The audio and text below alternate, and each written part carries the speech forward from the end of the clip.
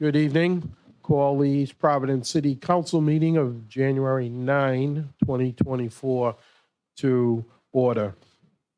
Please rise for the salute to the flag.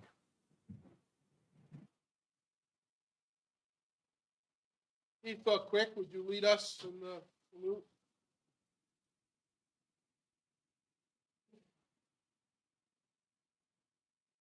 Say aye.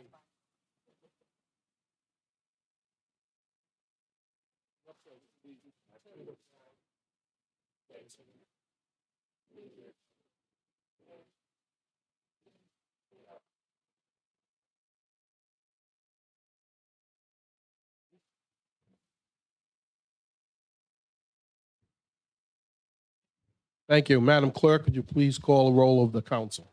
Councilman Fogarty? Yeah. Councilman Lawson? Yeah. Council Vice President Rigo? Councilwoman Sousa? Here. Council President Rodrick? Here, the record show all 5 council members are present. Without objection, I'd like to move one item to the front of the docket under presentations. As we all know, our fire chief, the Honorable Glenn Quick, recently retired. He did so with impeccable timing. He missed 3 storms, a bridge closure, a roundabout, and we finally got him to come in. And before the council sends accolades, I would ask Mayor De Silva to please come forward and make a presentation. Thank you, Council President, members of the council. It's been a very hectic and busy time since November, since Chief Quick retired. And it's not every day that you have a member of service in city government put in 37 years. And we did give him a proclamation, but I wanted to put the proclamation on the record for his friends and family and for the community to hear. Whereas Glenn Quick began his career as a firefighter in 1987, was promoted to lieutenant in 1995, captain in 2002, battalion chief in 2006, and chief of department and EMA director in 2019. Whereas Chief Quick began his time with the East Providence Fire Department in EMA on March 29, 1987, at which time I was in high school, just saying.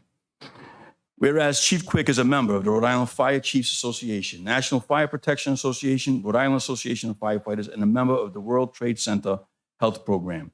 Whereas Chief Quick is a past member of Rhode Island Association of Arson Investigators, International Association of Arson Investigators, Local 850 East Providence Firefighters, executive board member for 19 years, and past chairman of the executive board of Local 850 for 10 years. Whereas Chief Quick earned his associates in fire science and holds many certifications, including NFPA 1041 fire instructor, NFPA 1521 safety officer, and NFPA 1021 Fire Officer 1 and 2. Whereas on September 11th, 2001, Chief Quick made the immediate and brave decision to drop everything that was going on and everything that he was doing and made his way to New York City with some of his fellow brave colleagues on the East Providence Fire Department to aid first responders at the scene of the terrorist attacks on the Twin Towers. Whereas his actions to serve on 9/11 is just one example of Chief Quick's character, leadership, and dedication to helping all who need it, both for the city of East Providence and our country. Whereas under the direction of Chief Quick, East Providence has had a number of notable accomplishments, such as being awarded $7.2 million in fire EMA grants and reimbursements, instituted a new diverse hiring process, held 2 fire academies, bringing in a total of 40 new recruits, launched a mental health and support program for fire personnel, initiated the service of a 4th rescue to operate Monday through Friday from 9 a.m. to 5 p.m. in Rumford, acquired 3 new rescues, 2 new engines, and a new ladder. Whereas Chief Quick's notable leadership led our department through some of the most trying times. Whereas Chief Quick successfully aided the city in the launch and operation of the East Providence Regional Vaccination Clinic during the COVID-19 pandemic, providing approximately 56,000 vaccines to residents and is distributing approximately 75,000 COVID-19 tests. Whereas Chief Quick oversaw the development of a new public safety communication center for the city of East Providence. Whereas for 37 years, Chief Quick has been an immense asset to the city of East Providence, is known by his colleagues as a humble leader who is always ready to help in any way he can. Therefore, I, Mayor De Silva, on behalf of the City of East Providence, honor and recognize the successful 37-year career and retirement of Fire Chief Glenn J. Quick, effective November 17, 2023, in the City of East Providence. We thank you for all your hard work and dedication in helping the residents of East Providence. Your skills, professionalism created a positive impact within the city, and you always went above and beyond to help everyone. You will be incredibly missed by both colleagues and residents alike. We wish you a wonderful retirement and success in many future endeavors.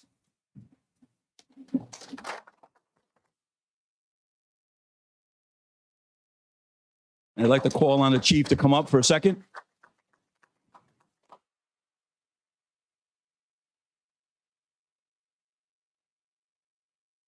Chief, thank you for your service. And it's not every day that we give one of these out. But I wanted to, on behalf of the City of East Providence, give Chief Quick the key to the city, presented today the key to the city in honor of his retirement after 37 years of exceptional and dedicated service to the community. Thank you, sir. It's been a pleasure. Thank you, thank you. And I believe members of the council also have some recognition. I don't know if you appreciate it. want to say something. Sure. Before you go on, Chief, we want to hear from you, but I would invite my colleagues on the council, starting with Councilwoman Souza to my left. I'm sure we all would like to say a couple of quick words. You want me to go first? I just have to find my glasses. My other glasses. I'm so good with speeches. Well, good evening, everyone. First thing I want to do is I want to recognize my dad, 91-year-old retired deputy chief in the town of Johnston.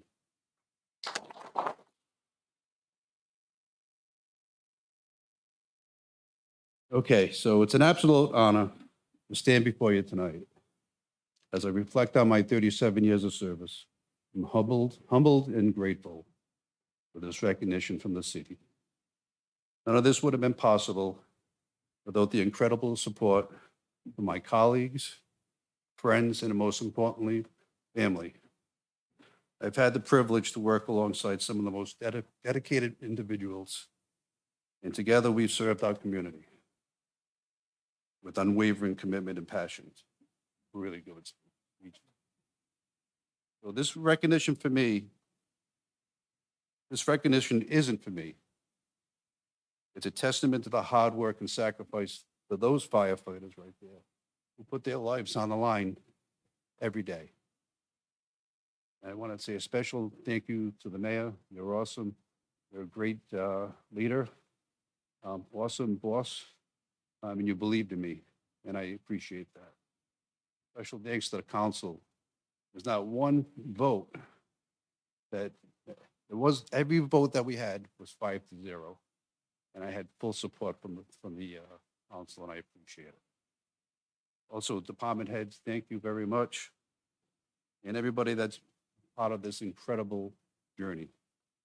I'm truly honored and blessed to have served this city. And if you haven't heard me say this, I lived the dream as a firefighter. And I'll carry these memories with me forever. Thank you very much.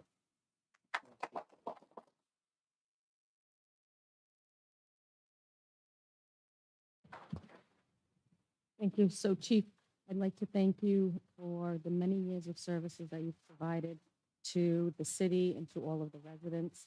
Your leadership over the past few years to the men and women who serve us in the community has been excellent. You've always provided us with a lot of respect and dignity and given us a lot of feedback on the things that were needed, and the communication has been great.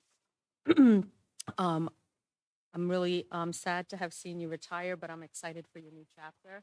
And I commend you on all of your accomplishments, not only here in the city, but in your career, in a longer career. And I thank you very much for always being there for us as a council whenever we needed you.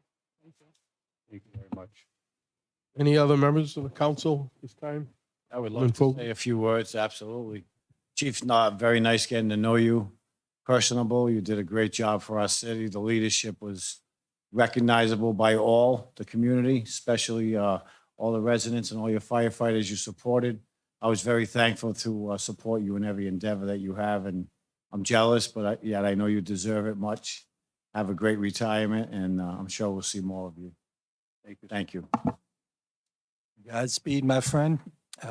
You did great work for the city of East Providence. We're very fortunate, and I'm gonna do what I can to make sure your men that you left behind have the proper equipment, training, everything they need.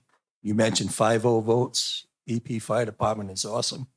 And we're gonna continue, and you're leaving a great legacy. And Godspeed, my friend. Thank you, sir.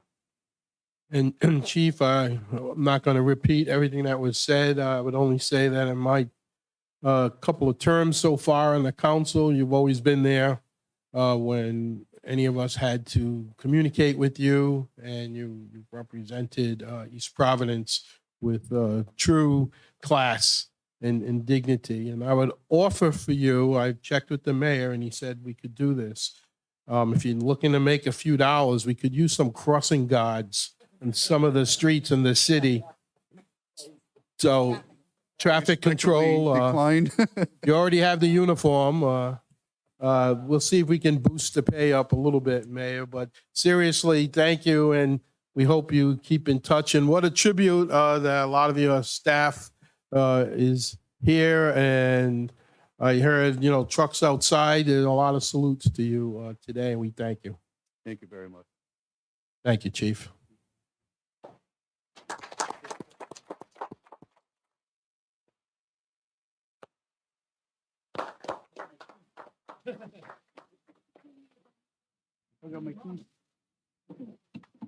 Chief, do you mind taking a picture with the council? Thank you.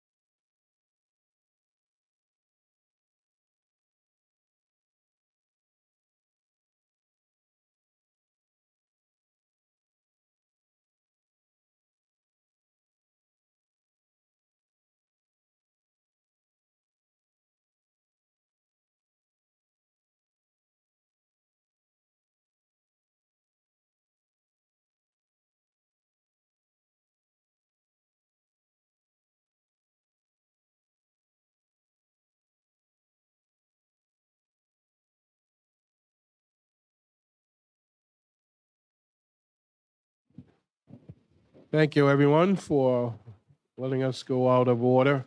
Thank you to the men and women of the fire department who stopped by.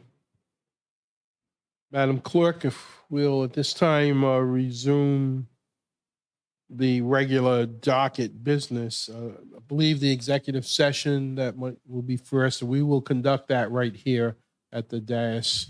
There's no need to go into an executive Do I session. got to make a motion that we go in? No. Okay. You're just going to not make the motion at all, so it'll just be regular session. Okay. So, Yes, please proceed. Mr. President, Madam Clerk, this is just a claim that's been submitted by Ms. Barbara Batista for $1,400 as a result of a service call that was made by the police and fire department.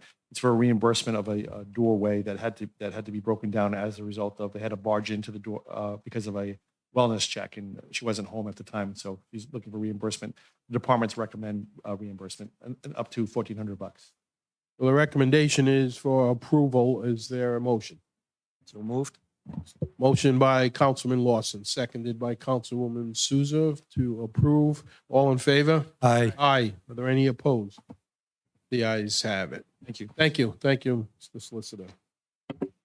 Next item, Madam Clerk.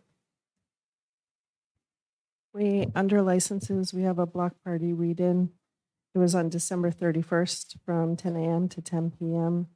for James D. Fiat at 69 Harlem Street. So this is an event that Were the roads already closed? already occurred. I know we were trying not to do these when, they've already occurred, but obviously with the holidays and everything else, this was pretty harmless to have occurred. So are there any questions, council? Is there a motion? Motion to approve. Second. Motion by Councilwoman Souza to approve, seconded by Councilman Fogarty. All in favor? Aye. Aye. Are there any opposed? The ayes have it. Thank you. Next item. Don't have any other proclamations, I don't believe, so Madam Clerk, you can continue. I have Josh Berlinski signed up for public comment, speaking on Metacomment. Okay. Just name and address for the record. My name is Josh Berlinski. I'm an attorney with the firm of Darrow Everett LLP, 1 Turk's Head Place, Providence, Rhode Island, 02903. And as I think members of this council know, I'm one of the attorneys representing Metacomet Development, Commercial Properties. I'm here tonight to fulfill a promise I made to Councilman Rigo at the beginning of December. I told him that at such time as the waterfront application would be submitted, I would come back to this council very briefly just to discuss the result of an archaeological impact assessment that was submitted in connection with the application. I have copies of the application for the council's edification as well and for the record. But briefly, my client engaged PAL, which is the Public Archaeological Laboratory, to conduct an assessment of the property. PAL is the premier firm that conducts and oversees all digs in Rhode Island and southeastern Massachusetts. If there is an exploration of which the members of the council or citizens of East Providence are aware, PAL in all likelihood was involved in that study. We engaged PAL to conduct an assessment, which included a walking tour and review of historical records. And their recommendation, members of the council, is that all areas of high elevation at the site, which are going to be in effect leveled or dug in connection with the development, be subject to an archaeological study. So, and my client is willing to proceed along those lines. We wouldn't be submitting the study if we were not on board with that proposal. I just wanted the council to know, as well as members of the public, if they were to view this, that any delay in responding was not for any particular malicious or uninformed reason. We just simply wanted to get our hands on the study in order to make an informed decision. So PAL is the guiding light. We abide by their recommendation. We submitted their recommendation. And just for the everyone's benefit, there is a figure appended to the study which shows the proposed area to be assessed and dug, for lack of a better term. It's color-coded in red as you're reviewing it. And we expect this hearing to receive a lot of attention. The study itself is posted on the waterfront website along with the balance of the application. Design review and waterfront hearings are scheduled to commence in February. We obviously invite the public's participation and input. It's obviously a development of some renown. So we look forward to everyone's input. So I just wanted to follow through on my commitment to come through and show up once that information was made available. And we look forward to working with the city on this application. Thank you very much. Great, thank you for your follow-up.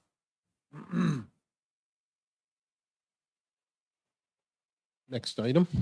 Council members, handicap parking space on Orchard Street discussion. Councilwoman Sousa. Thank you, Madam Clerk. So I have this on the docket today because back in October, a resident had come seeking some assistance requiring handicap parking, the location at which the person lives. It's a multi-tenant home. There's limited private parking, and then there's on-street parking. And this person who applied has been having difficulties parking in front of the home or close to the home and being forced to, unfortunately, have to walk, which is difficult for them given their ailments. So the application was put in. The city did its due diligence and went out and viewed the location and marked where they would potentially be placing the handicap placard should the council approve that application. And now we're in January. And this, after multiple emails and inquiries about where the application is and the ordinance to come before the council, because we know it has to go through two cycles before the council, and then they have to go out and erect the sign, and that takes a month in itself now, and it hasn't been done. So I'm concerned and annoyed at best about the process. I think it's unreasonable that something so minute that we do pretty consistently and have done with pretty fair turnaround, in my opinion, in the past, that it has taken this long for this particular location to be approved and come before the council for approval to put the sign up. It's not just an inconvenience to a resident. It is a disability and it is a hardship. And that's why they came to the city for assistance. So waiting over 3 months to have it even come before the council for approval and then to get the work done, in my opinion, is unacceptable. I don't think things such as holidays or days off are excusable because, again, the work was done. I don't know where it fell short in the city, that it wasn't presented to the council or put before the council, especially since there was a lot of follow-up. And I know that because the city clerk has CC'd me on the emails that she has continuously forwarded and asked the questions. So I'm really disappointed. I do have others who have reached out, again, with some hardship in requiring handicap or for consideration, again, in their homes, in front of their homes, again, because of the limited parking with the multifamilies in the center of the city. And I don't want it to become something that happens frequently where they're already struggling and then they're at the mercy of the city to decide when they're going to put it into play or have it come before the council. And I know we've had all this traffic stuff, which even makes it worse for our residents. I don't think that that's an excuse. In my mind, that's reasonable. So I am asking today that this be before the council at our next meeting so that we can expedite it getting done in a timely manner, and that any in the future would be done so in a timely manner. Again, it's not something that is a convenience for a person. It's something that a person needs as opposed to a want, which I think should be a priority when we're determining what kind of things that we're putting on the docket or putting before the council to consider. This is something that I think should be up there for us to be looking at and addressing for our constituents. Thank you, Councilwoman. Any other comments? I think we I did just got a approve it. question on process. So the handicap sign, it was determined you needed it. Do we write the ordinance? Do we reach out to the legal and ask them to write it, or does the administration? This is just a process question, so. So I know in the past, so the application and the requirements need to be presented to the clerk's office, which then gets sent to the Director of Public Works. And then they have to, I don't know if in this step, with the cart is before the horse or the horse is before the cart. So it's So- similar to like a stop sign or something like that. Correct. So it does, in my mind, we have, the body needs to approve it, right? So in my logic, if it's a request, it would come before the body that has to approve it. And then, once it's approved, go to the next step to find the location where you're going to mark it and be erected. Because what is the purpose of going out there and surveying the area and looking to see where you're going to place a sign, and then it comes before the voting body and they turn it down? Then you've wasted time going out to the site to mark the spot. So again, I don't know if there's a procedural part in the city for it. I don't know if it's the cart before the horse scenario. I just didn't know if we Right. should be reaching out to legal, asking them to write the ordinance or. So the process is laid out by ordinance, and it's 18-315. The first step is to, the person submits an application to the Department of Public Works. That's the first step. Then the person has to submit proof of documentation, and that's listed in the ordinance. And then When you say person, do you mean constituent? the person wishing to apply for a handicap parking space shall submit an application to the Department of Public, it's the person itself. Okay. Fourth step in the process, the Director of Department of Public Works or designee will investigate the application and accompany evidence and make a determination as to whether the request is practicable. And as once the application has been investigated and determined to be practicable by the Director of the Department of Public Works or his designee, the application shall be submitted to the city clerk to be placed on the council docket for review by the city council, and then the city council shall review and may approve that application. The council is the last step after the DPW makes it. Okay. We'll have it to the council at the next meeting. So just to clarify what solicitor said, the applications are submitted through the engine, they go directly to the engineering department if they're submitted on the city's website. If not, they're either I believe they're emailed to the engineering department. They'll go out, they assess the location, determine if it makes sense from an accessibility standpoint. And then I write a memo and bring it to the council. So we'll have it to you at the next meeting. Next week, right? Okay. Okay, thank you. 23rd, I'm sorry. Not next meeting, January 23rd. Okay, thank you. Next item. Charter Commission update discussion, Council President Rodericks and Council Vice President Rego. Thank you. Council Vice President basically had asked for this. You want to comment? You want me to just give an update? Thank you, Mr. President. It was supposed to be before us at this time. Obviously, it isn't. I'm just hoping that this process gets to us, and I'm looking forward to the chairman of the Charter Commission to make his recommendation based on their last meeting. Thank you. Thank you. So we're just waiting. I've been in touch with the assistant solicitor, who is the liaison with the Charter Commission and the council. And what I've asked him to do, we had a discussion about speeding up the process and saving the city funds to do this. So the solicitor, Dylan Conley, will forward us a list of all of the work that the Charter Commission has done. We should be getting that any day now. And then we'll move forward. Thank you. Next item. Update on show cause hearing for Rumford Motel 100 Newport Avenue. Discussed Council President Rodericks and Council Vice President Rego. Councilman, you want to, other than just, we're just stating that the item will be down for a hearing at the January 23rd meeting.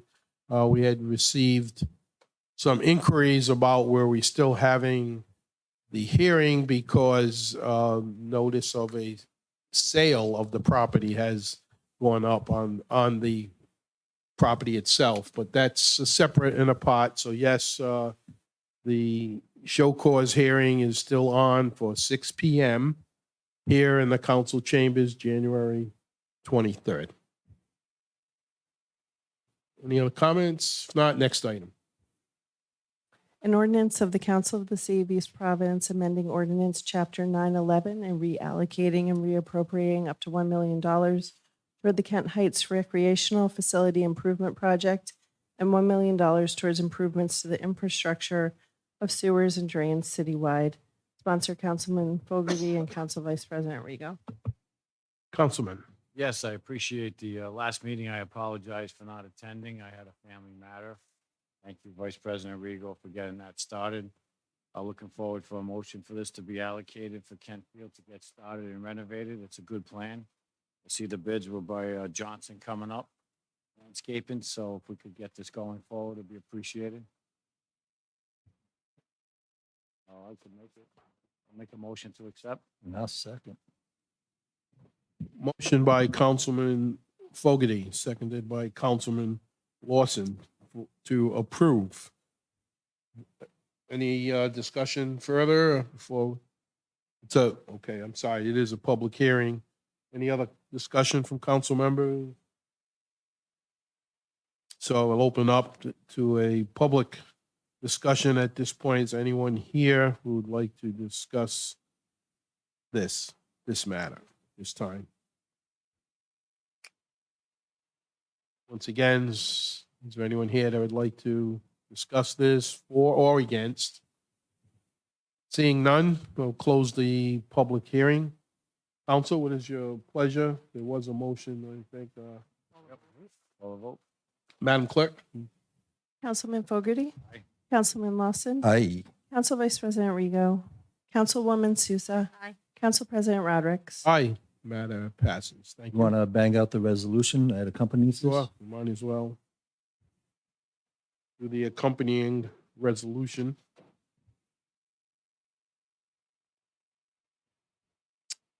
Resolution authorizing the mayor to enter into a contract with Johnson Landscaping Incorporated for the Kent Heights Recreational Facility Improvement Project.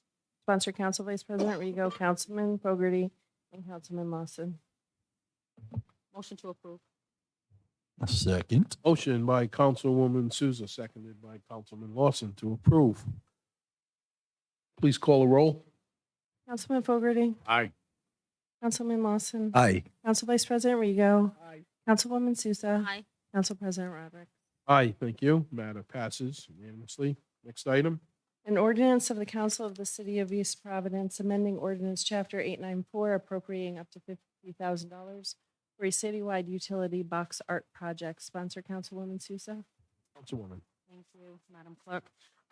So this is second passage. We've had this docket item for, on the docket for a resolution, and we also, again, now have added it, the ordinance. The ordinance did add a change that indicated that any leftover funds from the utility box, art box project would then be available to any other arts incentives throughout the city, that those remaining funds could be utilized. This is also for the Arts Council here in the city of East Providence to initiate those steps with the help of anybody that they saw appropriate, along with obviously input from the council and the city administration, because I know that there are certain things such as the RFP process that requires potentially some input from the administration. So that is fine too.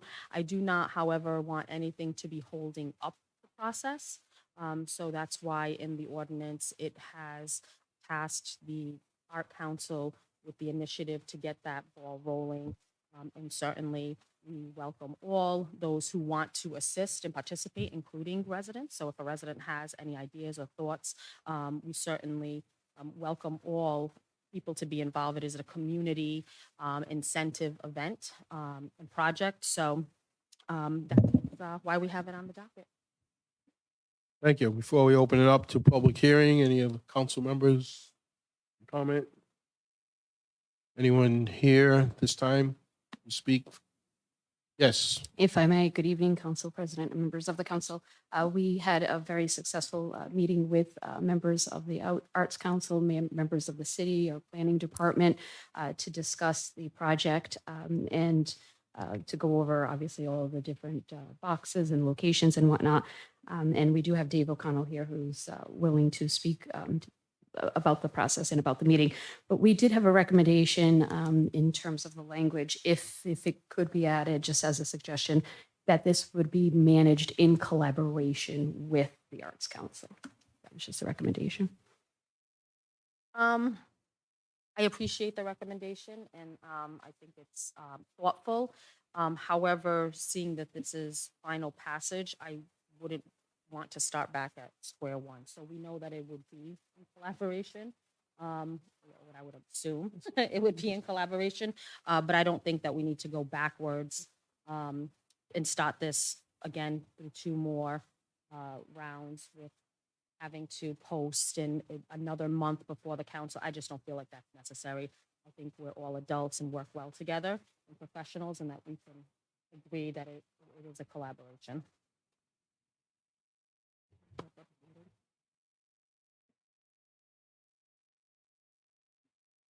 Members of the council, and I apologize, I haven't had a chance. I support this 100%. We're all on board. We want to make sure we do this the right way. We had a great meeting with Dave O'Connell and members of our team to figure this whole thing out. And my one concern that we had when we read the ordinance, the way it's crafted, is that we are allocating $50,000 to a nonprofit without really going through some type of an RFP or some type of a process. So what I don't want to and I know that this is all being done above board, but what I am concerned about is that we as a council are allocating a significant amount of money to a private nonprofit without us going through any type of RFQ, RFP process issued by the city. So when we met with Dave actually looked at the amount that's allocated, and he felt that the amount would far exceed what we would need to do our boxes. And in effect, the city would be giving $50,000 to a nonprofit without really understanding what they're doing. In the past, when we've had money that goes to nonprofits, we usually have a process. We have an application process. We have a vetting process. And then we do it through like an RFQ, RFP type process. So the only thing we're asking for is your language in here still mandates us to work with the Arts Council, which we will. But what it's changing is saying that the city would manage it in collaboration with the Arts Council. So the money would not leave possession of the city, because the way I read this ordinance, we're handing over $50,000 to the Arts Council is the way the management of the money is being given over to another organization, a nonprofit. It's not the way I understood it. That's not the way I No. That's not the way I understand. No, that's that money, the city. That's the city. This is a city project. We're just asking the Arts Council for their expertise in helping us reach out to the artists and stuff like that. If that's it, then the language that we're proposing clarifies that. That's all. Because my understanding of reading this, and I apologize if I misread it, and that's where I'm concerned about the ambiguity of it. It sounds like we're saying we're taking $50,000 to be funded from ARPA funds to be used for a citywide utility box art project and other art projects to be managed by the East Providence Arts Council. In effect, we're giving carte blanche to the East Providence Arts Council, and $50,000 is being allocated for them to manage. No, so the Arts Council is managing the arts project and the utility box project. They're not managing the funds. They're managing the project itself, just like when you go to a project manager, the project manager isn't managing. So when we're building this rec center or whatever the name of it is now, but the project manager he doesn't have assets. He doesn't have access to our funds. They have to bill the city to get the funds. And it would be the same thing with the Arts Council. There will be an RFP process or RFQ process. We will do a call for artists, obviously promoting city artists, and there will be a monetary amount associated with that. And once that's been agreed upon and they've done their work, then we would put out for that to the city For the funding. monies to pay them. And that's the way. As long as, I Mike, appreciate your. does the language read that if Dave O'Connell came up and said, where's our 50,000, we have to give it to him? All right, I think with the clarification that's made by the council right now, that's, we'll do it. Okay. we intended to do. Yeah, yeah, it was never intended that would. Yeah. No, no, no, No, no. we don't know. No. That's not what I Yeah. said. It's understood. okay, it makes me feel better because I was a little confused by the language. I thought we were giving carte blanche and total management rights to the Art Council, which when you say they manage the project, are they the ones that are going to put the RFPs out? I mean, who's going to handle all of that? So we plan on working collaboratively with Dave O'Connell and his team. I just wanted to make sure that it wasn't us giving them $50,000. That's clear on the record. Yes, so Yes. nobody is being given any monies until they've provided a service that results in getting paid for that service. I just wanted to be clear. Thank But you. I do want to be clear that I do not want the collaboration to be in a place where there's a stalemate, because I know there's a ton of different things that are going on in the city. So if the Arts Council creates the RFP and puts it out, I don't anticipate that the city administration would be like, well, we need to review and we need to do this and we need to do that, and kind of put roadblocks. No, we don't intend. As a matter of fact, we had a very productive meeting with Johanna Walzak, who's in our planning department. We had some other city employees there, and we plan on working collaboratively to get the art Yeah, boxes no, done. that's great. I just know that in the past, there's been a lot of, it's been said to the council that there's overwhelming things that, they can't do all of the stuff the projects that we have. So in an effort to assist, that's why we have engaged rightfully the Arts Council to be able to help relieve some of those. Okay. I just wanted a clarification. I appreciate you clarifying that on the record. Thank you. Yeah, Yep. absolutely. Thank Mr. O'Connell, you're the chair of the Arts Council. Are we all on the same page? I just would like you to. And can I just, in the future, maybe invite Anna to those types of meetings? She's kind of spearheading this. Sure. Whoever comes to the meetings, I met with Anna in the summertime. She brought up the whole idea. I thought it was a wonderful idea for East Providence, another place to show that this is an art community here. And it's very important to us. I sat down with the mayor and Johanna for the city. They brought up this other idea, and I'm going to leave it to you to decide how to do it. If we end up in collaboration on paper, that's fine. We can do it either way. Our concern is to be directly involved, make sure that what comes out is going to be something beautiful, not something questionable or something done by a third grader. We want something really nice to come out in each of these things. We would like to start out with a smaller amount once we first begin doing this. We might not do 20 of them. We might do 5 or 6 of them just to see how it's going to go.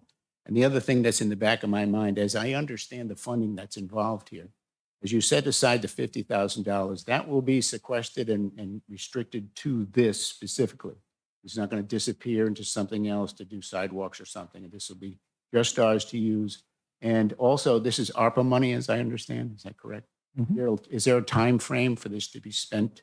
Yeah, so opera money needs to be completed in a project by 2026. That's end of 2026, December I 20. think the plans have to be in this year, though. Yep. Allocated by the end of 24 and be done by 26. Right. So Okay, you got this year to find a way to spend 50,000 on public art. okay. So allocated means you pass this the second time through. That's allocated.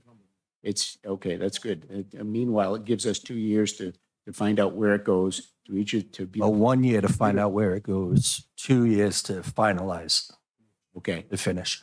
Okay, 1 year to find out where it goes, which would be when, the end of this year? Correct. End of 2025? 24. End of 24. End of 24 to find out where we want to send Mhm. all that money. Okay, that's what I want to be clear about. Mhm. I'll follow through with that. Great, thank you. Any follow-up, just reach out. Will do. Okay, thank you.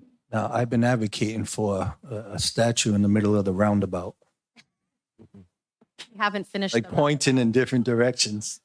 or like the MASH sign. Remember MASH? That'd be cool.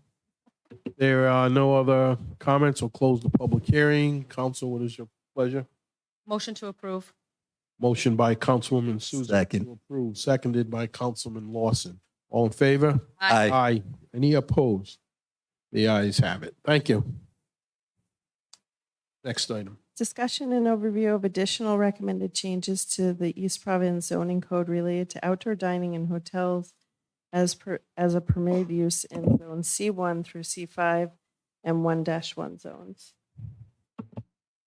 So this is the discussion where we left off last time of the changes. And Mr. Director, do you want to bring us up to speed? Yes, thank you, Mr. Council President. This discussion is about addressing a couple of the items that were left outstanding from the comprehensive zoning changes that were approved last month in order to meet the new state laws. And first of all, I just want to thank the council again for all its efforts in approving that. It was a big job, and some communities didn't get through it on time, but we did.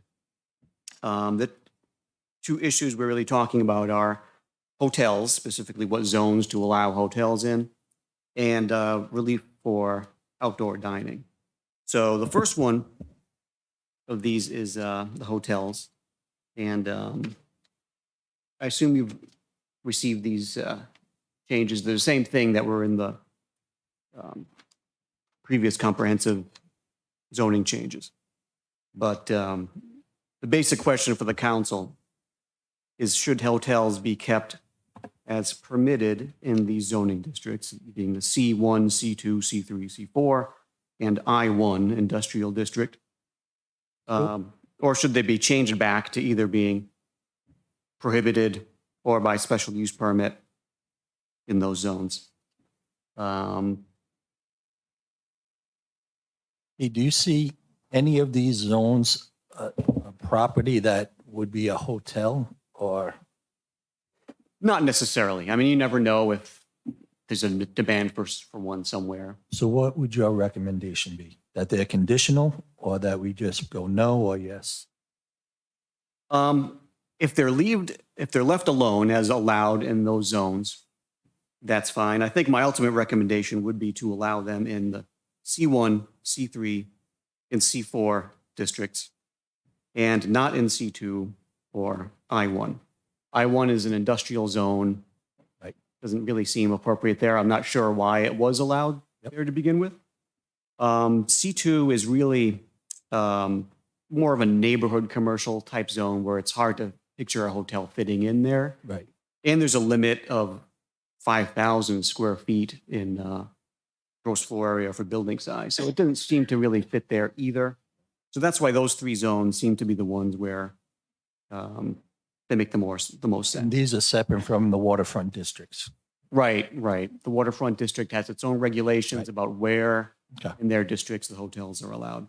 So based on your recommendation, you would say C1, C3, and was it 4 or 5? Four. 4. Actually, it includes, forget about C5, I'd include that also. So all of them except I1 and C2 would be Right. your recommend. Okay. I just have a question. So is there a map? I think the last meeting when we talked about this, I had asked if we could have a map so that we could see where the different zones are in the city, so that there'd be a better visual determination of where these, especially the C1 through I1 fall, so we can understand what that would look like or how it would impact that area? Right. I did email the council the best zoning map we have so far. It shows where those are. The zoning map is in the process of being updated by the engineering division, which we should have a better one in a few weeks. I do have one big copy here, big poster size copy. Today, present? Right. Can we have that up so that we can have it for the public to see, please? I don't know that the public will see it. It's just a paper. Yeah. They could zoom in on it with the camera. Yeah, it's tough to make out, even when you print it at 11 by 17, it's illegible. Color coded, right? It is. It's taken down from the wall in the conference room.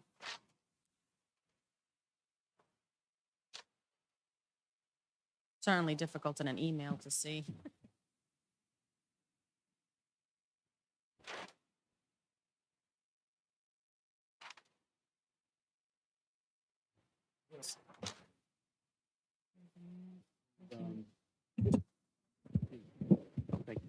The districts are a little bit all over the place in East Providence. So when you look at a certain district like C1, for example, it's in several areas, and it's hard to just say it's on so-and-so street.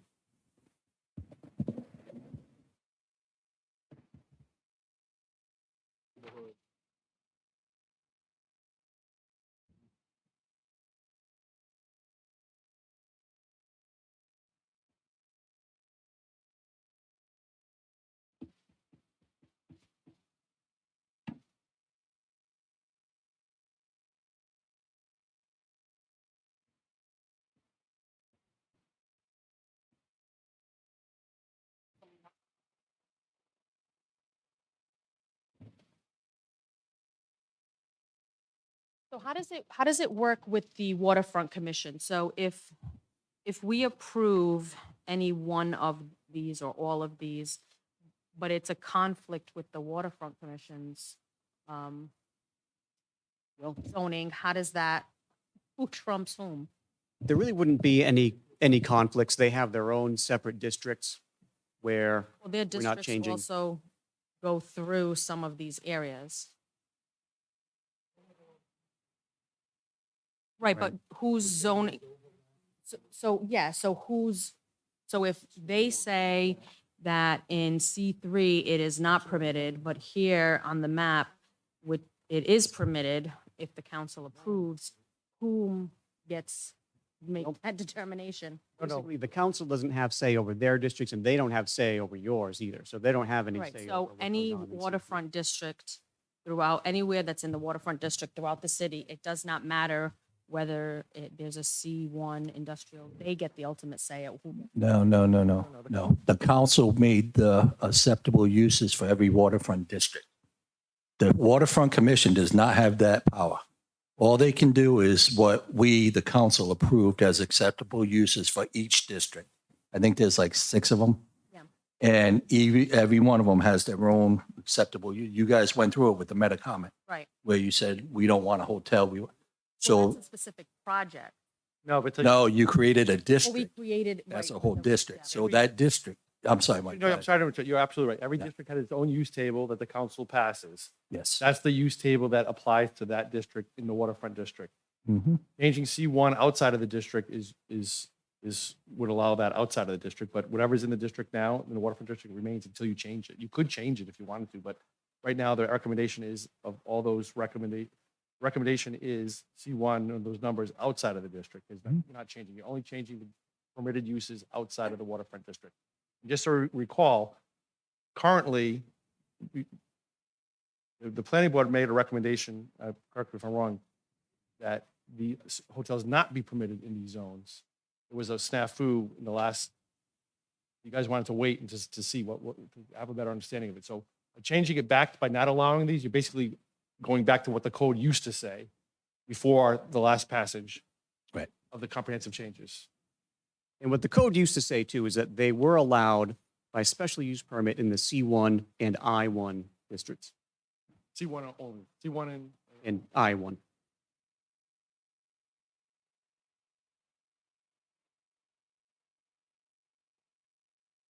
The current extended stay hotel at the end of Warren Ave is zone C1. How do you differentiate a hotel and a motel?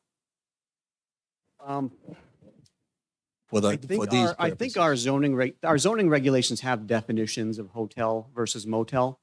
To my recollection, there's not a huge difference between the two. Okay. Rumford Motor Inn is zoned either C3 or C1. It was sort of unclear.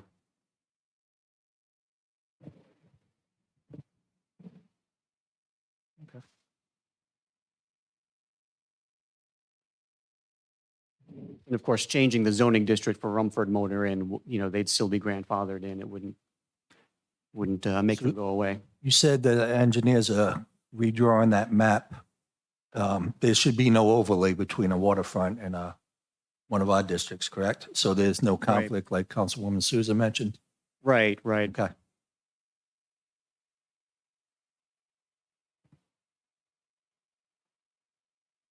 We're looking to update GIS in general, which would make this a lot more accessible to the public. Because now it's hard for the public to see the zoning map, get a sense of it, look up their properties online.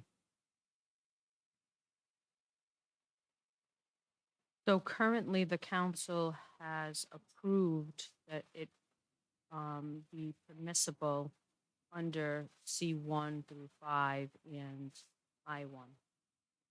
That's right. Based upon what you did last time, correct? Yeah. Um, Yeah, we did. It was part of the state stuff. Remember we Well, that's why I had asked about asking for the map, because it,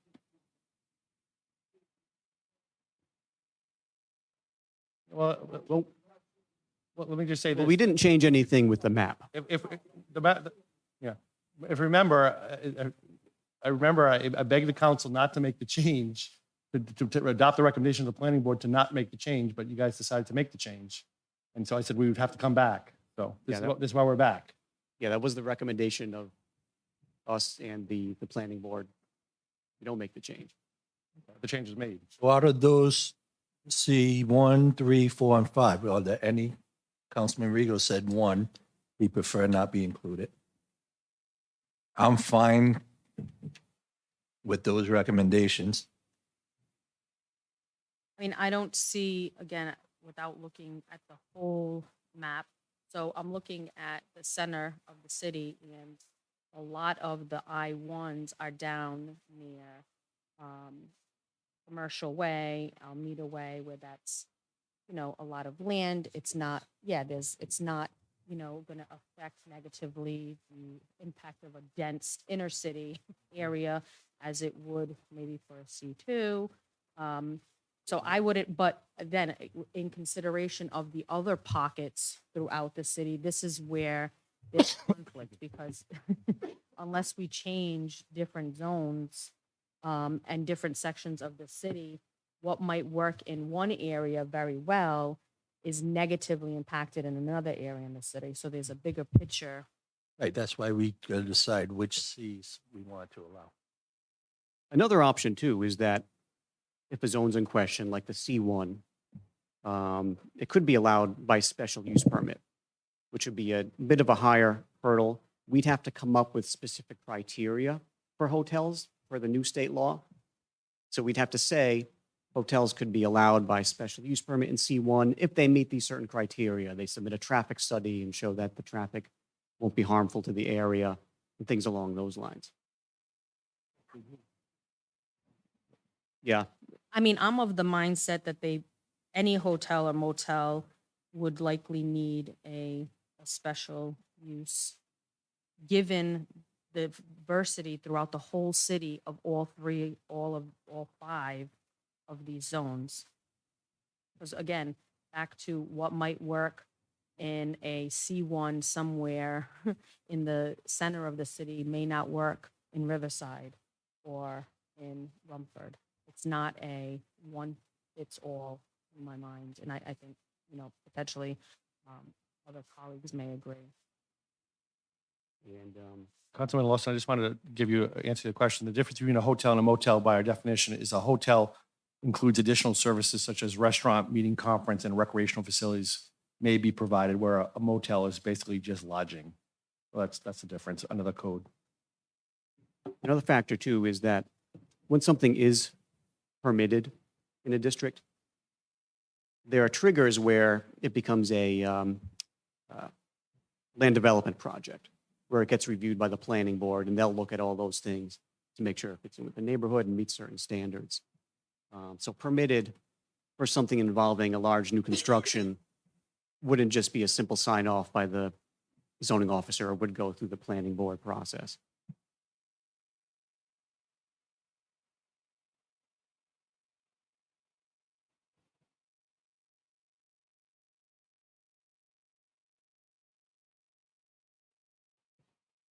So we're voting on motel and hotel? They're two separate? Or do they have to be the same? They're two separate uses, whether you allow them in a C1, C2. So if we said no motels, we could separate? Okay. Again, we're just looking for guidance tonight as to where you want to go. We're not voting on anything because you don't have an ordinance before you, and it has to be advertised for 3 weeks before we do it, and it's going to go Gotcha. back to the planning board for recommendation. So this is a long process, but just want to make it very clear. What is before you is because the recommendation of the planning board was not to allow these changes, and we made the changes last time. Right. So if you go back to what it was, these uses would not be allowed in C1, C2, Mhm. C3, C4, I1. Yep. That's what it used to be. Well, it was a special use in C1 and an I1. Yeah, there was some limitation.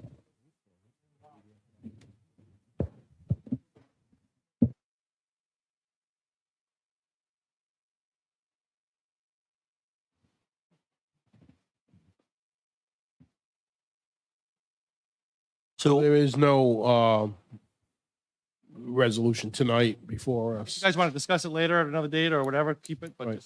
just so you know, as it stands right now, if someone wants to put a hotel in C1, they're permitted to do Right, so. because we went ahead and did that last meeting. Doesn't Is there- sound to me like, we're ready right now to, it's status quo is whatever the council wants to do. Council Just President, want to may I give speak? guidance to planning and legal, really. I mean, we could talk no for the motels. I think there's no appetite for that. And look at those 4 districts and see if any of them are appropriate for a hotel. And Councilman Rigo already mentioned C1, he'd prefer not to.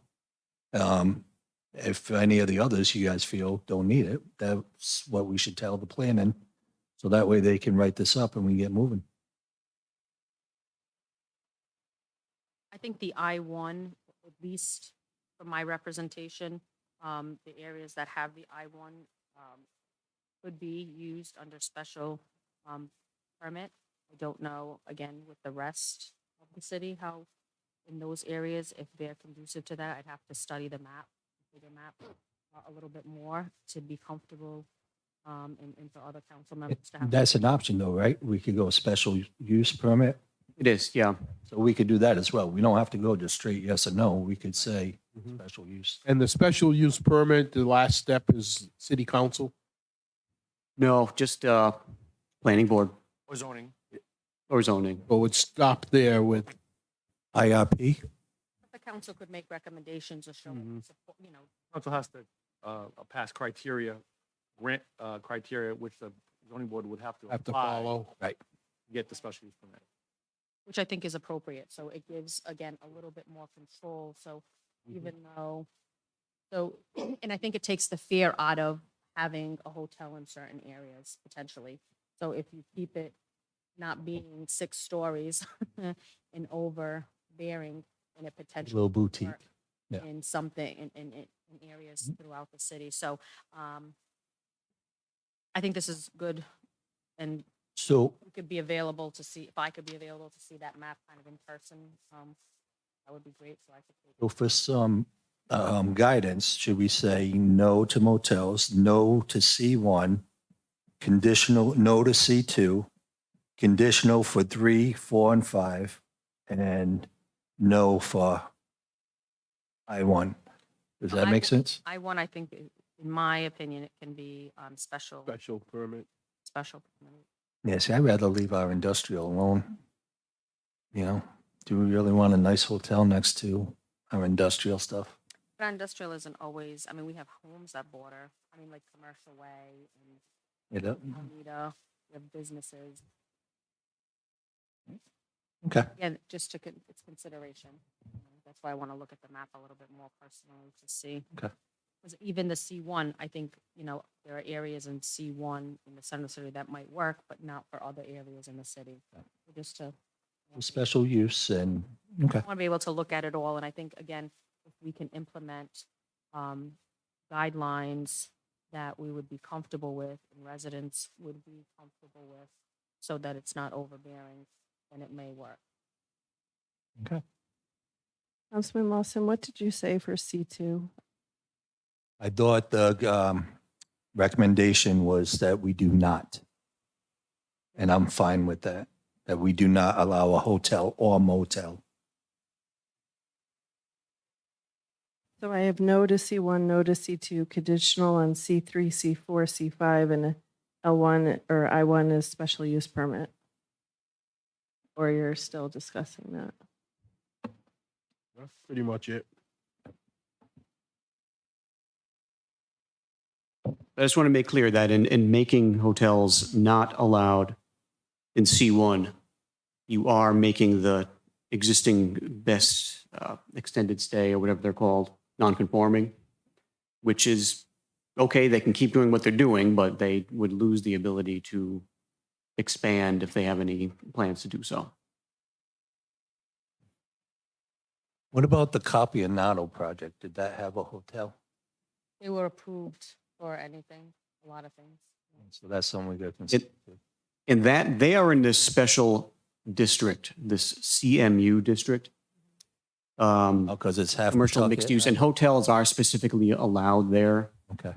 But they're sort of a special case going by a master plan where they come in and they have to get rezoned by you to be in that. Okay. Okay. Why wouldn't you want them to expand?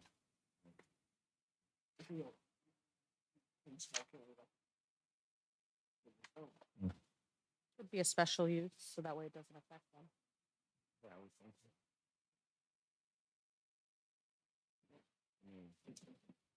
Did you guys get enough guidance from tonight? A has a lot of room there.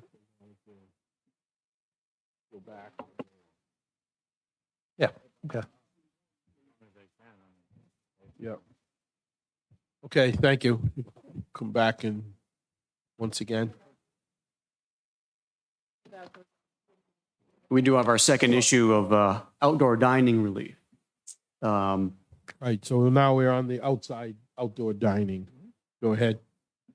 So the council decided not to change the outdoor dining requirements during the comprehensive zoning amendment and chose to consider it separately at a later date. Basic question is, should the changes included here be pursued through an ordinance? Changes were recommended in order to provide parking relief for outdoor dining now that the state's COVID emergency order, which grants relief from local zoning and its parking requirements, will be expiring soon. I think it's next month already. It was recommended because these benefit small businesses that were disproportionately affected by COVID. It's been a success in East Providence with few complaints about parking or noise and a lot of benefit. Fears about places being overrun with parking from outdoor seating hasn't come to fruition. In general, outdoor dining provides vibrancy along our commercial corridors, especially our Main Street areas in the city. And really, more seats at a restaurant don't necessarily equal extra customer demand. If you picture any restaurant in the city, and if they magically had outdoor seating, it wouldn't necessarily translate to more cars, more traffic, more demand for the restaurant. It's more just a success thing when it comes to restaurants. So just to review what these recommended changes were, relief for parking for outdoor dining. The normal parking requirement for restaurants is you need one parking space for each 6 seats provided by patron use, plus one parking space for each 2 employees. This would say that restaurants could have up to 20 outdoor seats that are exempt from those requirements. So 20 outdoor seats wouldn't trigger the need for more parking. The second part of that is that up to 50% of a restaurant's required non-handicapped on-site parking spaces can be used for outdoor dining up to a maximum of 4. So this is talking about sometimes restaurants don't have, a nice grass patio area to put the outdoor seating. They would need to put it in existing parking spaces. So restaurants could do up to 4 parking spaces as long as that doesn't eat up 50% of the required parking. There was another part in here which just added out a process for outdoor dining, because that's sort of one of the problems now, is that there's no real process in our regulations, and there's nothing that really requires that we have the safety measures, like bollards blocking cars from hitting diners. So it spells out those things. It says who needs to review it, zoning, fire, city engineer, what they need to review it for. It has those sort of crash protection and other safety things there. Limits the hours between 7 a.m., 10 p.m. All lighting has to be shielded and has those sort of requirements there. Does it speak to outdoor music? It doesn't. It did in the initial version, and the planning board recommended that that be taken out of it because it was sort of stepped on the city council's toes. It's up to the city council to grant entertainment licenses like that. So So the businesses should be aware that even though they may hold an entertainment license for their establishment, it isn't exclusive to, it's exclusive to indoors, not outdoor. Because if a business has an entertainment license, they might think, well, I have an entertainment license, why can't I have the license out, the entertainment outside? I can have it inside because it's for the business itself. So I want it to be clear that if they're seeking outdoor entertainment, that they must apply for that outdoor entertainment licensing. Not. Can we legally do that, Mike? And so right now, there is no outdoor dining, so any entertainment license would be indoor anyway. Okay. That you adopt outdoor dining, allow it to happen by zoning, and the entertainment license would be, they would have to make it specific that the council would have to recommend in or out. They would have to be more specific now, but they could apply for it, but they don't automatically get it. It's not automatic. So if I have an entertainment license and I want to go outdoors. Right. I can't turn around and try to sue the city. Well, they're not letting me. I already have the license. Right now, outdoor Okay. dining is not allowed only except by the executive order. So Okay. Perfect. through the chair. Councilman Fogby. Who decided that it was a table of 6 for one parking place? it was loosened up a bit over the past couple years. So ultimately, the city council did. City council had to change that standard. I'm not sure who originally came up with the idea. 6 people are going to use more than one vehicle. They could, Oh, they will. Not they could. yeah, in most People cases. dining are going to use 2 tables. A table of 6, you're using 2 vehicles to go to dinner. We're meeting there. So that's 2 spots for sure. Yeah, one spot for every Spot 6 for seats. It should be 4. Should be 4 seats. It might have been 4 before and was changed to Should 6. be 4. I think the councilman's saying he'd like I to would make an prefer it amendment to make it 4. to make it 4. Yeah. If I'm going out to dinner and meeting my lovely mayor and his companions, I'm going to make sure that we have 2 different cars, right? So You might have to walk home. No punches over here. No, I'm a serious question. Does it make sense, a table of 4 or 1 parking spot? I mean, what you're saying makes sense, but I think the parking standard as it is now has proven to be successful. I mean, there was a reason it was changed from 1 space for every 4 seats, which was because it was seen as excessive, basically. I mean, I think tough parking standards can have an impact on businesses, and parking can't always be the thing that sort of Okay. runs the I would like them to be sold out, so, okay. Yeah, I think one of the Right. concerns is that builds a facility, if you have a business and your footprint is your footprint, and then parking becomes an issue on-site, then Going to be an They issue need the for hard- the neighborhood. right, they So- need the relief to have the facility. But it What- could also affect whether they can do the outdoor dining, Oh, yeah, well, I want them to do outdoor. dining. right? So that's why we dropped it down. That's I why want 'em to 6. sell out. I think a business owner knows if they need parking or not. So if they do the outdoor dining and they say, well, people are complaining there was no place to park, so they went somewhere else, they're going to pull it. So Yeah, they're going to do what's best. I'd rather let the businesses make that decision than the law. And over the time that it has been changed and loosened up a bit, I'm not aware of it having become an issue.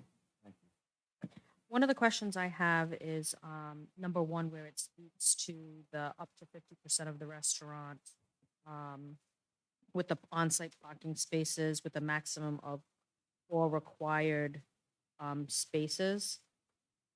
I find that to be a little confusing, to be honest, because so the max that they can use for outdoor dining is 4 spaces?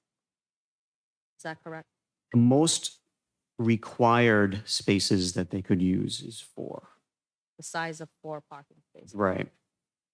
Because we have a lot of restaurants that have a lot of parking, large parking. So when it says up to 50%, I mean, that's way more. It's probably like 10% of their parking. Yeah. So like a restaurant, I don't know, like a large restaurant like Davenport's or something like that. It could go up to, Only 4 parking spots. well, the next sentence does say they could do additional, if they have enough required parking.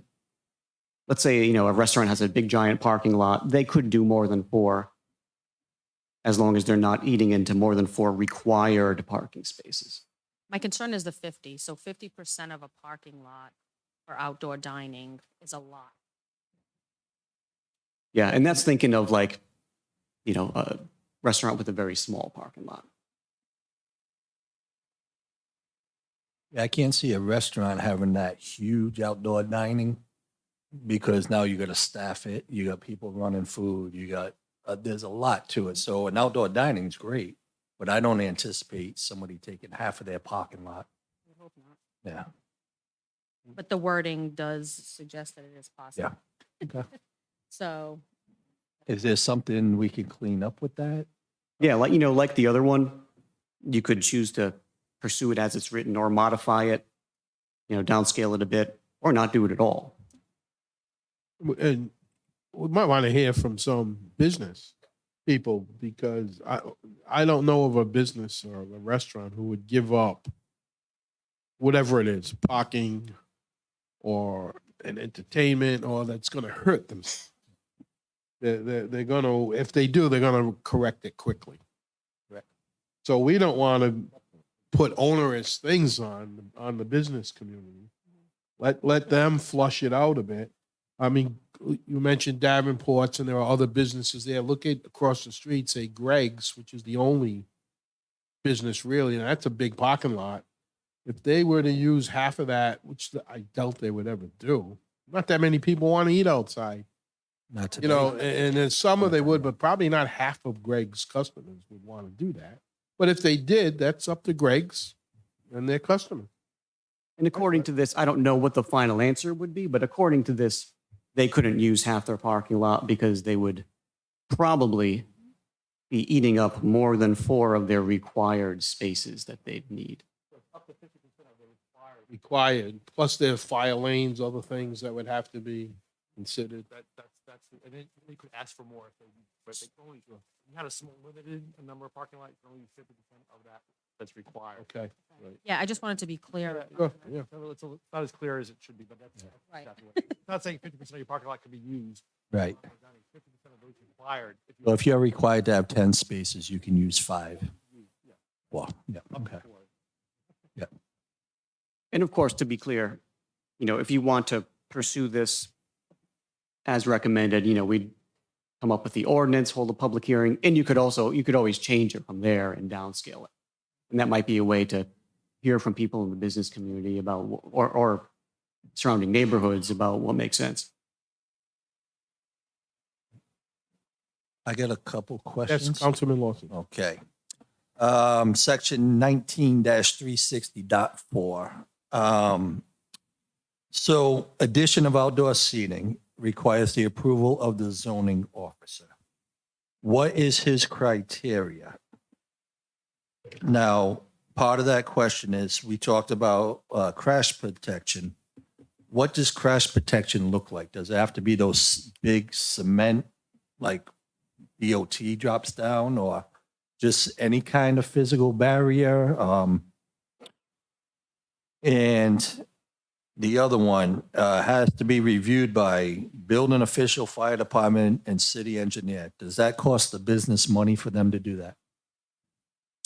It would cost some money for them to come up with the proper plans to do that. I think it's pretty. Right, but do we charge them for the building official to go? Or is that part of the permit fee? It's part of the permit fee. There wouldn't be any extra fee for them to review it. It would just be in the course of normal permit review. So if they went out and said, no, this can't be done, does that business owner, are they out the money they put up for the permit, or? They would be if they applied. You know, a lot of times people check ahead of time, you know, meet with the zoning officer or meet with the building official about Okay. whether they can do it before they apply.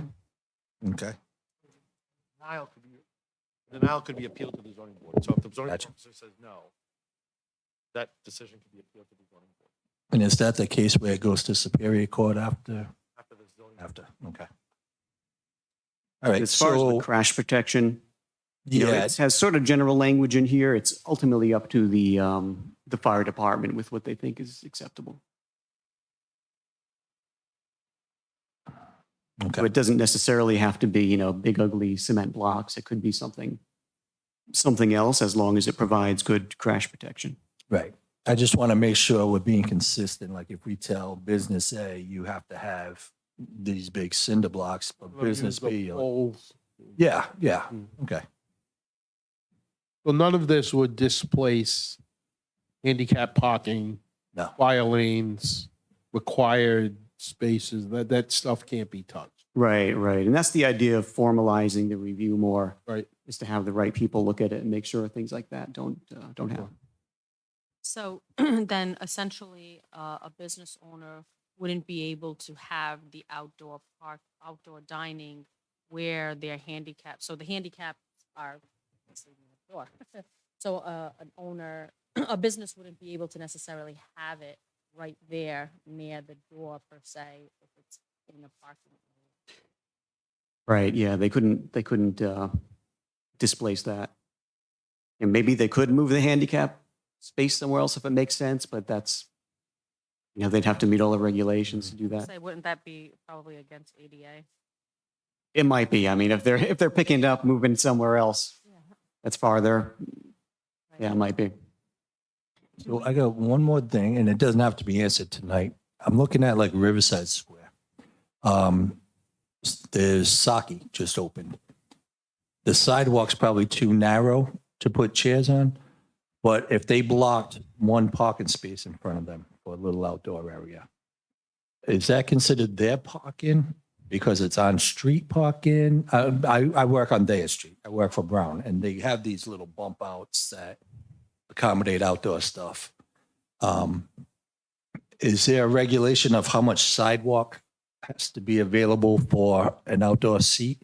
And I'm not talking major tables. I'm talking like the two tops. People Yeah. may want to sit outside. I mean, there's not in zoning, you know, it might be more of just a city ordinance, public works type of requirement on the books that says, you know, you can't block a public sidewalk, at least without permission.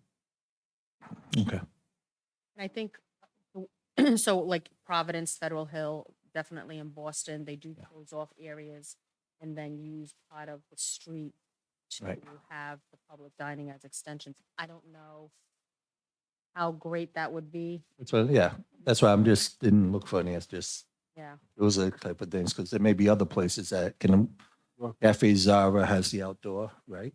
Yeah. But Stuff they're like not- that. But they're not blocking. So I think to help read off of what was said is, as long the city ordinances, you cannot obstruct the public way. So as long as there's enough to walk or a handicap, you know, wheelchair to get by. And I think that's why it worked on Taunton Avenue, because the sidewalks are wide. Do we need to add that type of line, or is that considered outdoor dining per se? If like a cafe had a two-top outside their front door? Yeah, we'll have to think about whether we should add something about, you know, when this is done. in the public right of way. In general, zoning doesn't deal with the public right of way. Right. But, you know, maybe just a heads up. Okay. To discuss that with the solicitor.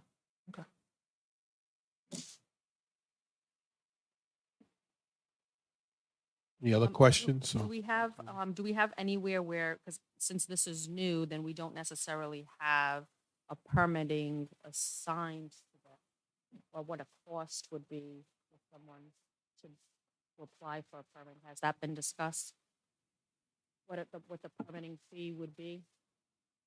And is it an annual permit that they're applying for reconsideration? The way it's written, it would not be annual. It would just be something they can do. As far as the fee, there's no special fee for it. It would just be whatever a zoning permit would cost.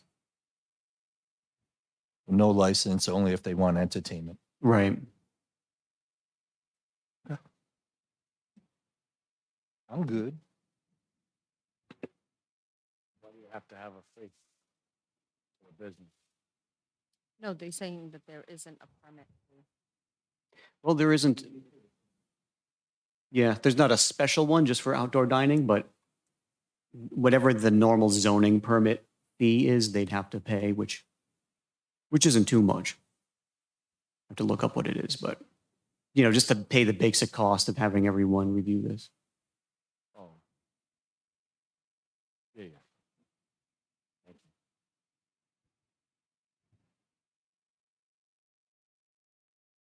Other comments, questions? Did you cover everything that you wanted to for Yeah, tonight? this has been Now, very helpful. Thank you. Thank you. thank you for your time. Very good. So are you moving forward with all those changes for them to advertise and do an ordinance? Or you s- They'll come back to us We'll with. come back with a draft ordinance and then Wait, but do you have all the information? you need? I think so. I think so. I think so. All of us, we get notes and we have a tape. I can look at it, but I think I've got a good idea of what.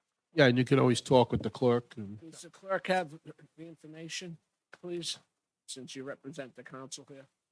Are you comfortable? Well, my question was if the council wants to do all these outdoor dining changes, because I didn't hear that.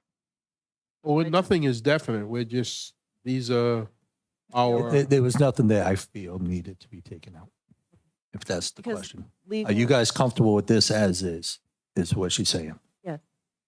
I am. I just want to make sure you are, based on Councilman Wilson took the meeting. So I just want to make sure, because as long as you're okay, because I'm not too comfortable, but I just heard from the solicitor, but if you're okay from our standpoint, and you got the information that we gave you, then I'm good to proceed, that somebody has the information. And you're good. You're good, right? Mhm. You got, Yep.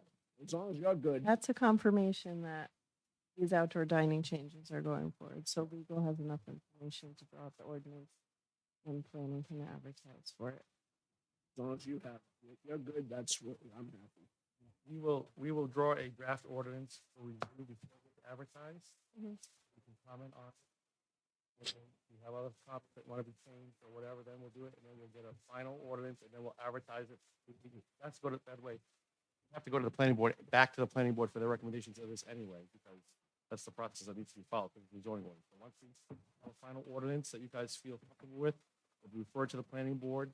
They will make the recommendation. It will come back to us. We will advertise it for 3 consecutive weeks for a public hearing. There'll be a public hearing on that ordinance, and you can pass it or not. That's how it's pretty standard. pretty standard. And from what I'm hearing is that you really didn't make too many changes to what had been previously proposed by the planning. We'll just put it in regular ordinance form as a standalone ordinance, not as a comprehensive change. That we had. And actually, a question is, are we going to do this as one ordinance or 2 separate ordinances? Two separate. Okay. I wouldn't combine the two. Thank you. Next item. Thanks. Mayor communications, we have the reappointment of Ernie Germani, the reappointment of Wayne Barnes, and the reappointment of Kelsey Queenan. Can we bundle or they got to be individual? Motion to bundle. Second. Motion to bundle, Councilwoman Souza, seconded by Councilman Lawson. All in favor? Aye. Any opposed? The ayes have it. Is there a motion to approve? Second. Motion by Yes. Councilman Fogarty to accept these recommendations, seconded by Councilwoman Souza. I just say these are awesome people. They're my go-tos when I got questions on things. And I hope people, if they got questions about conservation in the city, reach out to these Keith, everybody. They are just awesome people. Second that, sure. All in favor? Aye. Aye. Any opposed? The ayes have it. Thank you. I see Mr. Bonds is here. Thank you for all your time and Oh, you do. effort. Just for that, buddy? Oh, you missed us. Do you still do resilience for us? Yeah. Awesome. Awesome. Thank you. Director Rosendi, do you have anything to add on this? So I know we did the chief's proclamation earlier. So left on communications, and are you, Council President, are you talking about appointments specifically or just all of our? So anything under this section, under your report? Yes, so we have two updates. I think the mayor was going to do the end of the year, and then I can go into Crescent Park Carousel Project as well as the SBA Recovery Center. Okay. Mayor, would you like to come forward? Thank you, Council President. members of You council. only have 2 hours. This is going to be quick. I'm not going to go into too much depth. I just wanted to wish you all a happy new year. I look forward to continue working with you and on behalf of our residents. And I want to thank you for earlier votes today on allocating funds to the Kent Heights Playground and authorizing the awarding of that contract. That's an incredible project for the city. We've been in communication with the architect to also work in a lot of the adaptive playground equipment that we had discussed previously. So we're working towards that goal to make that something special. But 2023 went by in a blink. And, you know, I want to thank the council, first of all, because a lot of these things would not be possible without the support of the council to get things done. And I also want to thank all of our department heads who work day in and day out on the behalf of our residents. And a lot of them work a lot of late hours, as was evident just this past couple of days with Dan Borges, who, you know, he was out there plowing like everybody else. He was working around the clock. You know, the situation with the bridge, the minute we found out about that, we called everybody and everybody was all hands on deck. So these people, they really care about our city. And a lot of these things, once again, I want to talk about some of these achievements, but it really is credit to the department heads who come in and really care about our city. DPW had a lot of great achievements this past year. And once again, this is very brief because we plan on putting together a year-end review that we'll post on the website and we'll share with all of you and the community so they know the things that the city has accomplished. But we've implemented the salt brine system, which was an idea that came from Krista Checo and Dan Borges. We completed construction of phase 1 of Crescent Park seawall. We submitted a CRMC permit for phase 2 to complete the shoreline protection along Crescent Beach. And we've planted more than 200 trees throughout the city. It's a small sample. The law department handled about 215 responses to access to public records. They drafted about 80 resolutions for consideration by the city council, along with about 47 ordinances, including an extensive rewrite of the city zoning code to comply with state law mandates. Police department's been busy. While other police agencies are struggling with hiring new officers, we had 17 new hires in 2023, which is unheard of. I talked to my colleagues around the state, and no one is hiring like we've been hiring here in East Providence, and it's a testament to the high quality that they have, the high quality reputation that they have with law enforcement. We implemented our body-worn camera program. We added 2 canines, K9 Okie and K9 Nick, and we hired 2 community affairs officers, and they've already held numerous events to raise funds for local charities throughout the year. On the fire department side, I give credit to the fire department on this because they were one of the leaders, although this was a collaborative effort between the fire, police department, and IT. We were able to, open up our brand new state-of-the-art communication center in Rumford. We also did and onboarded a class of 35 firefighters last year. I mean, these things, when I'm talking to our department heads about some of these things, I'm like, wow, that was last year? It seems like it was so long ago, but it was last year we brought on 35 new firefighters, and we completed several information technology upgrades on the fire department side. On the planning side, we put in for and were awarded a $750,000 USDA grant to help plant hundreds of trees throughout the city over a 5-year period.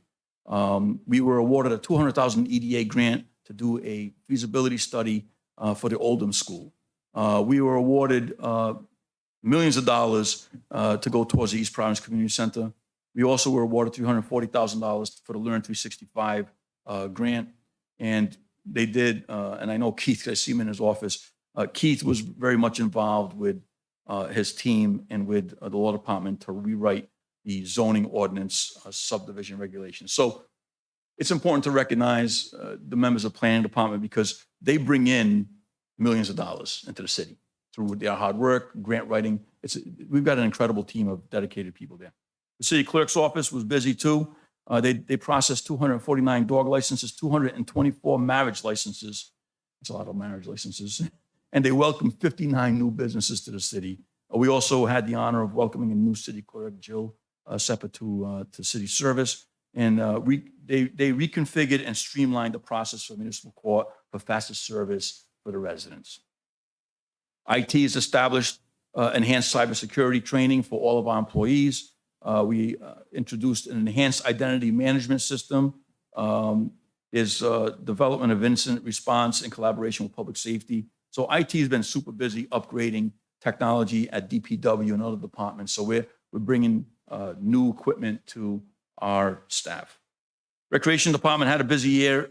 Once again, they go unsung sometimes. They ran a lot of programs. 150 city youngsters attended daycare at our program during the summer.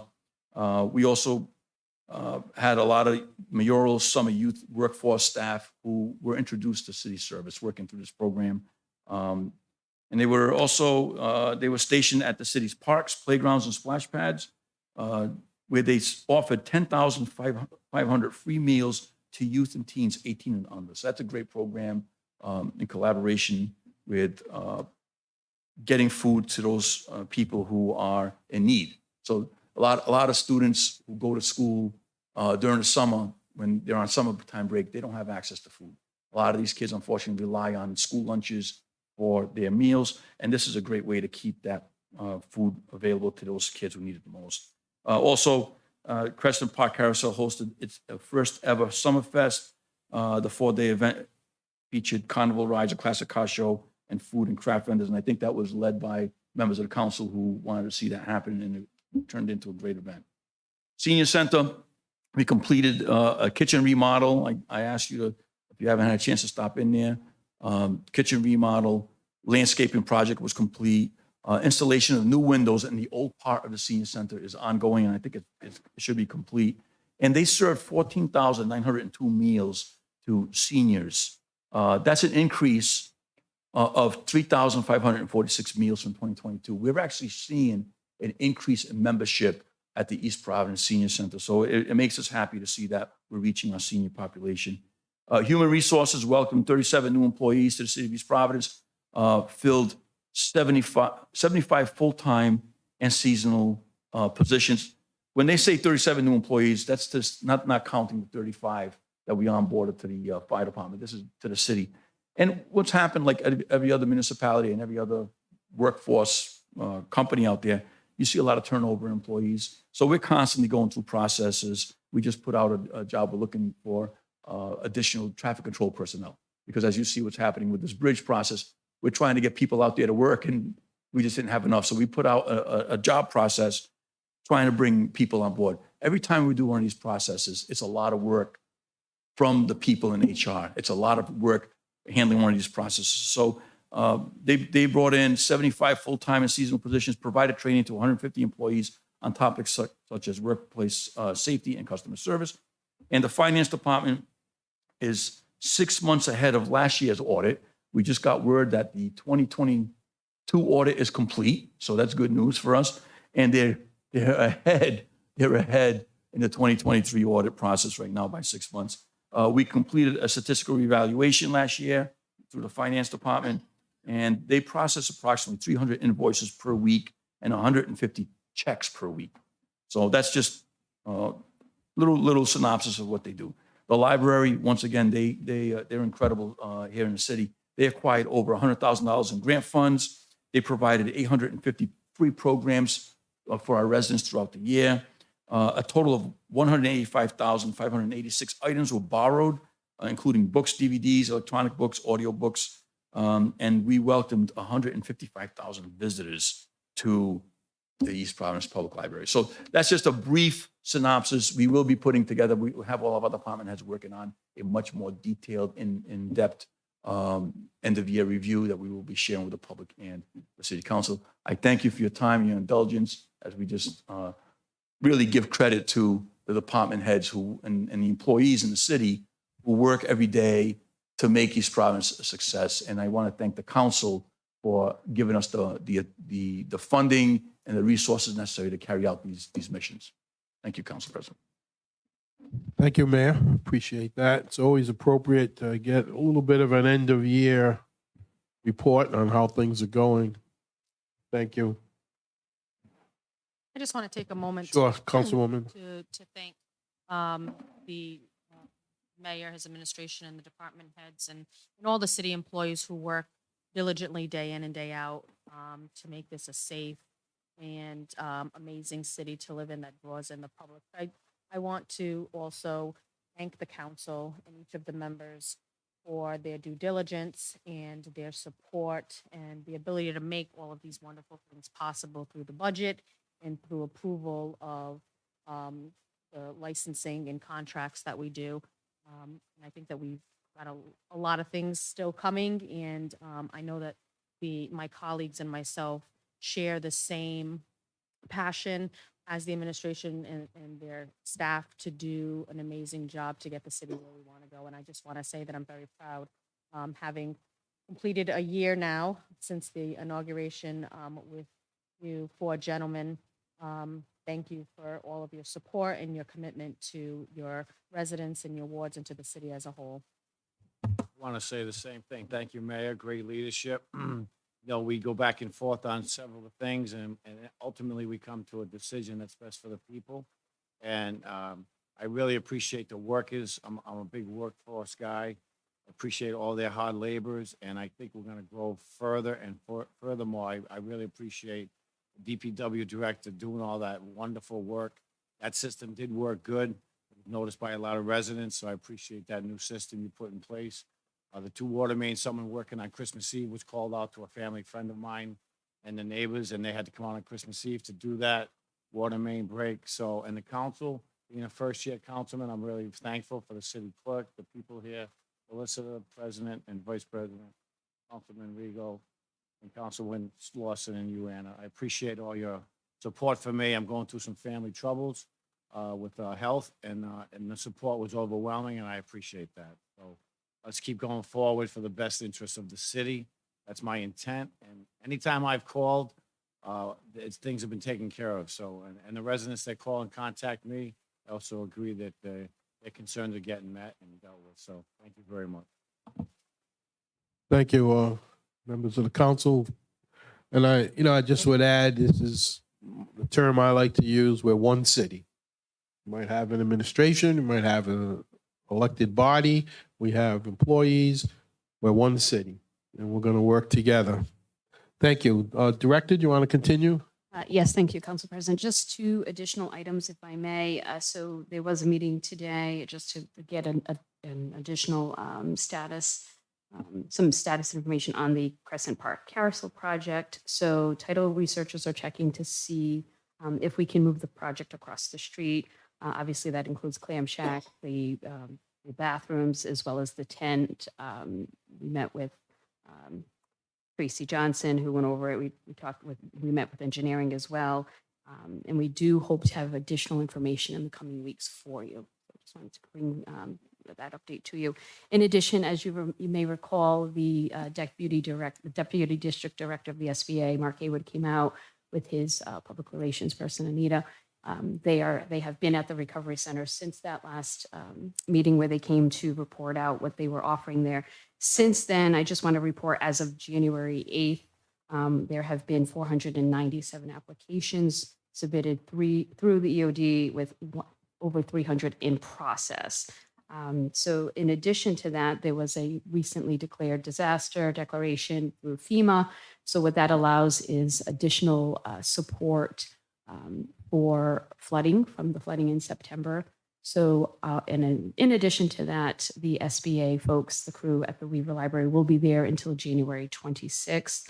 The mayor, the governor had reached out to make that happen. In terms of the FEMA assistance, so in addition to businesses going there to work with SBA to get support in terms of loans for the businesses during the bridge closure, they can also get some information. And FEMA will be rolling out another disaster center specific to the flooding. So they'll be able to get, renters will be able to get assistance, as well as property owners and businesses as well. I think that's it. Oh, and that covers basically physical damage and economic injury. Thank you. I do want to ask one question. I don't want to belabor delay the meeting anymore, but just a quick question, either for yourself or the mayor or Director Borges. I know I'm with the popularity of Crescent Park, and Councilman Lawson and I visit there looking at all of the improvements. We're getting a lot of people there, more than ever. So now I'm getting calls about, because of the storms, they're noticing the beach erosion, which is natural. It's happening up and down the East Coast. Any of these FEMA funds, or will anything help us? And I understand we have a lot going on and we're not going to go out this week and fix the beach erosion. But I just want to get back to people and at least let them know I'm sure we're aware of it. Yeah, so as the mayor mentioned, we did submit to CRMC for phase 2, which is sort of the first process in all of this and addressing the erosion. And we are looking at grant opportunities that will allow us to fund the additional seawall with federal funds. So there are a few grant opportunities and federal grants that we've been looking at and we will be applying for. Thank you very much. Appreciate it. Next item, Madam Clerk. Resolution authorizing the mayor to enter into a contract for the installation of carpet tiles and LVT flooring throughout East Providence City Hall. Sponsor, Council President Roderick and Council Vice President Rego. The money has been appropriated. I know we've all talked about the need to do these improvements. Any discussion or motion to this effect? I make a motion to approve. Second. Motion by Councilwoman Souza, seconded by Councilman Fogarty. All in favor? Aye. Any opposed? The ayes have it. Thank you. Next item. Resolution authorizing the mayor to enter into a contract with Catalyst Tax and CAMA Inc. for the 2024-2025 full revaluation of all real property within the city of East Providence. Sponsor, Council President Roderick. As we discussed during the budget process, this is a state requirement that we have come to that point in time when we have to conduct this reval, and money has been budgeted. It is currently in the budget. I believe we budgeted about $600,000 for this effort.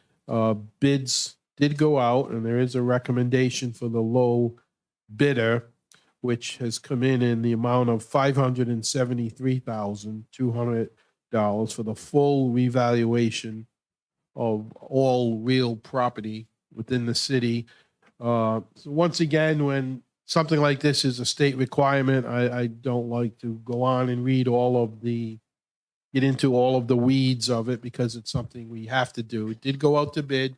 We have the lowest qualified bidder. Is there any discussion on Just that? a comment that, so last time around, we went with Vision, and this is a new, and right, but this is the same, this isn't the big reval we just had. This is This is the big one, Right. and it's a different company, right. right. So the the constituent, no, well, you were on email. She just wanted to make sure that she said Vision's website was very user friendly. Yes. So she was Yeah. just hoping that this new vendor has a, Councilman, we can't hear you, your mic.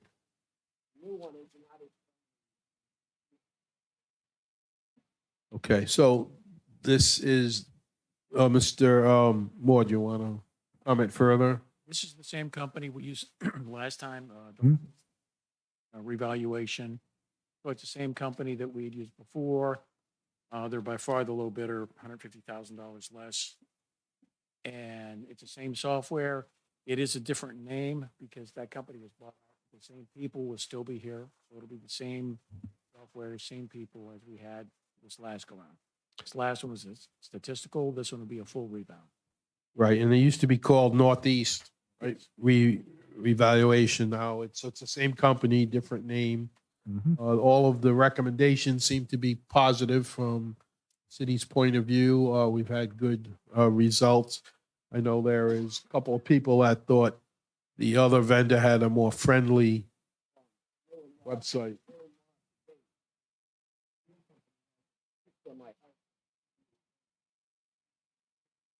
Maybe your taxes will be lower.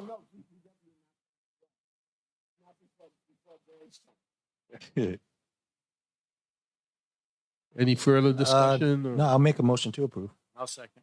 Motion by Councilman Lawson to approve, seconded by Councilman Fogarty. All in favor? Aye. I'm sorry. Chair, for Okay, discussion. Just a We couple were, of discussion was over, but go ahead. questions. Well, we just made the. Well, second. usually, but go ahead. Now it's open. So I just had a couple of questions, really simple. So it's for 24, 25. So it's a 12-month period that they're going to be, do we know when the start date is and the end date is for the It- revals? The reval will start shortly, where they'll start doing it. Technical, the date it's as of will be 12/31/2024. And so, Technical. well, that's the cutoff. So everything will be, that's the valuation as of 12/31/2024. But, and the start will be, Within probably a month or two, so they can start doing their preliminary work. So Um, this is, I'm sorry. And then this will be, will, on the city website, will there be a link that then the residents will be able to use to go in and see the information? Yes. Should be. We could put a link. I know that they can go on the website. If we don't have a link on ours, we can put it there so that you can go to the website to look at it. Yeah, and if it could just be somewhere where there's not a lot of digging that needs to be done. Because again, to my colleague, the VP's point, vision is something, not to mention a different vendor, but it's something that sticks to people's minds. And so it's like an easy go-to with a company that changes their name or gets bought out, then people don't know where to go to look. And then, that could be problematic. Yeah, I think that normally it'd be on the tax assessor's page. So again, you'd have to go into the city departments to find that. But does it currently sit there now for the statistic? I'd have to look. I think it does. We're not. So if we could just have, Link. maybe for when it is done to be on maybe potentially the homepage and then live in the tax assessors, but just somewhere that's quick and easy, that someone could look until they get used to seeing it, would be helpful. We can do that. I know you guys. Thank you. So from the budget standpoint, and I'm following you correct, fiscal year 25 would start November 1st of 2020 of this year. They're not going to get all the information. So when they gather all the information, it will affect fiscal year 2026, which would start November 1st of 2025. For this revalve, Yeah. now this revalve's is as of 12/31/2024. So that'll affect the 24 and the 25 fiscal year. So the one that we're currently in will probably have the majority of the expenses. When will the new, I'm not talking about the expenses. I understand. I'm talking about the valuation. It will affect the tax levy based on property values. It won't be until fiscal year 26. because you're saying December 31st of 2024, correct? They'll be done. And so those will be the tax bills we send out in July of 25. So we're gonna set the levy. We're gonna set the levy next October. But you're not getting the answer. We're not getting the final answer until 24. Well, the levy, Oh, well, the levies, then we're gonna adjust the tax rate. right, like currently. Oh, we're that's saying we're gonna, our levy's 100 million. that's what, So we may say we need 103. so it, will- Then you'd have to say, then you'd kind of back into it. that's what I mean. The rate, the values go up again, then the rate goes, then the property rate would go down. So it would affect, so the first time the residents of the city will see these new adjustments would be the tax bills that are due July 1st of 2025. They will notify the people, they'll be able to appeal their valuations before the tax bills go out. But it would be the one, July 1, period 1 of 2025 that would, That's when they'll see their bill. when they see When the the bill. bills go out, but they'll have time. Yeah, before I that. mean, they'll have time, but I'm worrying about the first time it's due and everything. And in talking to the tax assessor, the data that we have so far, you will not see, last time we saw a 30-40% jump in assessment. So far this year, it's more back to normal where it'll increase 2-3% a year. So it's back in line. So we shouldn't, at least right now, we shouldn't have the big fluctuations we did last time.